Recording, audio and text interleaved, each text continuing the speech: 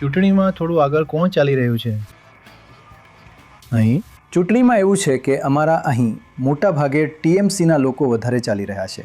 TMC. હા, TMC. અને ગઈ વખતે ગઈ વખતે પણ ટીએમસી જ જોઈતી હતી. અમે લોકો તો કેવું છે ને કે અમારા અહીં ડેવલપમેન્ટ વધારે થયું છે, કામ વગેરે વધારે મળ્યું છે ટીએમસી તરફથી. અચ્છા. આ જ છે, આ જ રીઝન છે. એ પછી કંઈ નથી. મુદ્દો શું છે અહીં લોકોનો? લોકોનો મુદ્દો, મુખ્ય મુદ્દો છે તો એ છે કે અમે લોકો ભણેલા નથી. જે લોકો ભણેલા છે તેમને નોકરી જોઈએ. ઠીક છે, અને પણ રસ્તા ઘાટ જે પણ કમી છે બધું જ પૂરું કરવું પડશે. આ જ અમારી માંગ છે સરકારથી, અને બીજું કંઈ નહીં. તો તમે કહી રહ્યા છો કે અહીં ટીએમસી થોડી આગળ છે? હા, ટીએમસી વધુ આગળ છે. અને પણ અહીં જે હિન્દુ છે હા, તેઓ બીજેપીને આપી રહ્યા છે કે ટીએમસીને આપી રહ્યા છે? જો અહીં શું છે, બે ટાઈપનું જશે. ઠીક છે, કોઈ હિન્દુ તે બીજેપીને આપશે વોટ, અને બાકીના જે રહેશે તે ટીએમસી કરશે. હા, ટીએમસી સીપીએમ બધાને આપી દેવામાં આવશે. અચ્છા. મોટા ભાગે અહીં ભાજપને વધુ બેઠકો નહીં મળે, ટીએમસીને મળશે વધારે. એવું? અને હું હા, પ્રોબ્લેમ થયો હતો શું? હા, પ્રોબ્લેમ થયો હતો. શું થયું હતું?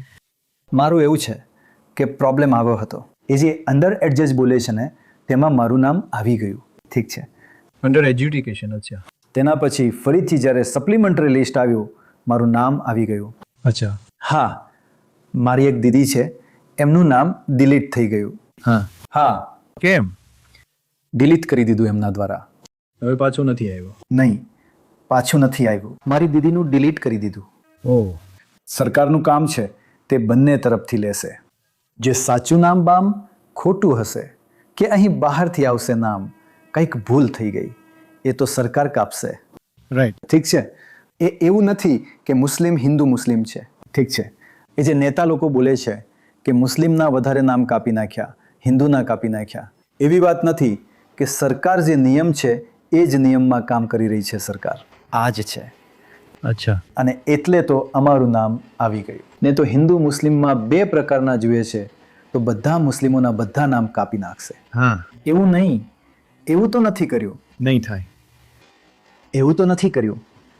પાછું મારું નામ આવી ગયું. એટલા માટે કહું છું કે એ એક બે નામ જવાથી કોઈ ફરક નથી પડતો. ફરીથી આવશે ત્યારે એ તો જોશે ને કે ભારતનો નાગરિક છે કે નથી. આ વખતે મત નહીં આપવો પડશે. એ ફરીથી આવતા ઇલેક્શનમાં મત આપશે.